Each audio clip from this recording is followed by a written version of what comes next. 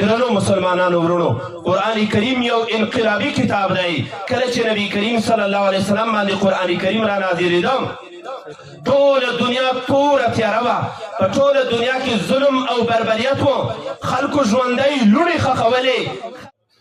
حمدا ومصليا ما بعد، فأعوذ بالله من الشيطان الرجيم.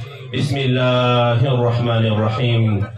إن هذا القرآن يهدي للتي هي أقوم ويبشر المؤمنين الذين يعملون الصالحات بأن لهم أجرا عظيما. إن الله وملائكته يصلون على النبي يا أيها الذين آمنوا صلوا عليه وسلموا تسليما. اللهم صل على سيدنا مولانا محمد وعلى آل سيدنا ومولانا محمد وبارك وسلم عليه.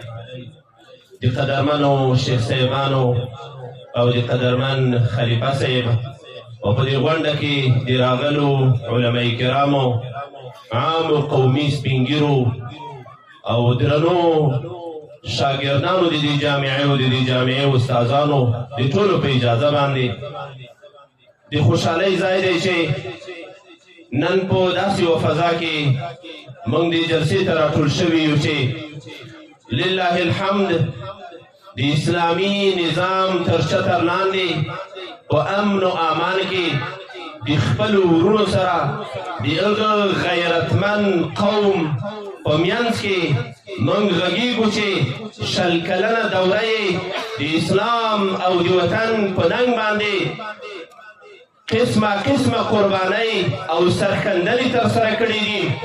هغه با شهامت قوم چې دښمن به ټول قوم د زدرانو ته د دښمن په صفت باندې کتل، هغه قوم چې دوی د وطن او د اسلام په ننګ باندې نه ستړي کېدونکي هلې ځلې کړي دي، هغه قوم چې بې دریغه چاپې د دوی په کورونو او کلو باندې راغلي، له کلو نه یې ګڼ شمېر جنازې د شهیدانو وتلي، هغه قوم چې د دوی په مخ کې د دوی بچیان په شهادت باندې رسېدلي دي، هغه قوم چې د دوی ځوانان او سپینګیري تر باګرام او پولیچرخي زندانه کش کول شوي، هغه قوم چې دوی د اسلام په ننګ باندې د ظلم او تورتم د چتر لاندې بیا هم دیني مدارس مالامال ساتلی دي او هر اړخیز ملاتړ د الله عز وجل د دین نه کړی.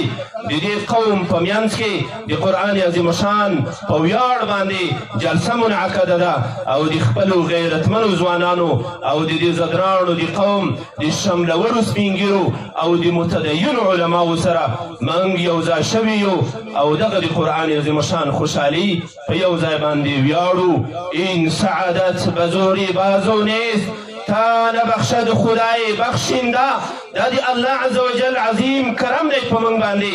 الله عز وجل دی موږ او تاسو ټولو ته د شکریې توفیق را په برخه وګرځوي او د قرآن عظیم شان لارویان دی الله عز وجل موږ تاسو تر مرګه پورې وګرځوي. درنو مسلمانانو ورونو، قرآن کریم یو انقلابي کتاب دی. کله چې نبی کریم صلی الله علیه وسلم باندې قرآن کریم را نازلېده، ټوله دنیا توره تیاره وه، په ټوله دنیا کې ظلم او بربریت و، خلکو ژوندی لوڼې ښخولې، خلکو زنانه هغه د مال په څېر باندې په میلو کې خرڅولې، خلکو زنانه بې عفته کولې، چور چپاول و، لارې شکول کېدې، امن نه و موجود، له انسانانو نه انسانیت کډه کړې وه، له شرق نه تر غربه، له شماله تر جنوبه ټوله دنیا بې عدالتیو نیولې وه. د وخت تقاضا هم دغه وه چې دغه انسانیت ته د داسې یو شخصیت ضرورت دی چې بیرته د انسانانو ته انسانیت را معاد کړي، د داسې یو شخص ضرورت دی چې د الله قوانین دوی ته بیان کړي، د داسې یو شخص ضرورت دی چې دنیا بیا له امن و امان څخه ډکه کړي، داسې یو شخصیت ته ضرورت دی چې د بنده له بندګۍ نه خلک آزاد کړي، د الله بندګۍ ته یې راوبولي، داسې یو شخص ته ضرورت دی چې بیا د ظلم بربریت ټغر ټول کړي.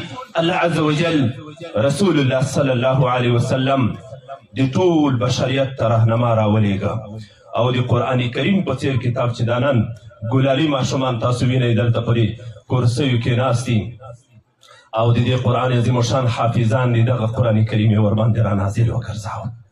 الله د دنیا نقشه بدله کړه.